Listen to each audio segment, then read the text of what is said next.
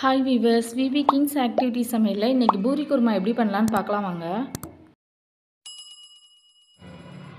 கடாய் காஞ்சதும் 2 ஸ்பூன் அளவு எண்ணெய் ஊற்றியிருக்கிறேன். 1/2 ஸ்பூன் கடுகு நல்லா பொரிஞ்சதும் 8 பச்சை மிளகாய் கீறி வச்சுருக்கிறேன். அதை இதோட சேர்த்துக்கலாம். சின்ன துண்டு இஞ்சி குட்டியாக நறுக்கி வச்சுருக்கேன், அதையும் சேர்த்துக்கலாம். 1/2 கேரட்டை கொஞ்சோண்டு கருவேப்பிலை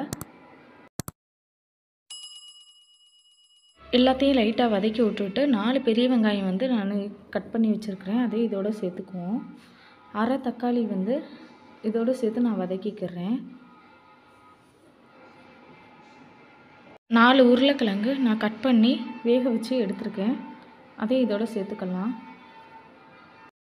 லைட்டாக ப்ரௌனிஷாக வந்தவுடனே பெரிய கிளாஸுக்கு 1/2 கிளாஸ் தண்ணி ஊற்றிக்கிறேன். 1/2 ஸ்பூன் மஞ்சள் தூள், தேவையான அளவு உப்பு. 5 நிமிட்ஸ் நல்லா கொதிக்கட்டும். இப்போ கொஞ்சம் நல்லா தண்ணி ட்ரை ஆகிருக்குது.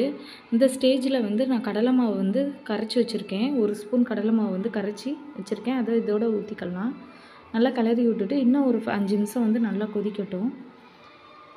இப்போ நல்லாவே ட்ரை ஆயிடுச்சு. இப்போ கொஞ்சோண்டு மல்லி இலை தூவி நம்ம அடுப்பை ஆஃப் பண்ணிக்கலாம். டேஸ்டியான hotel style puri kurma ready.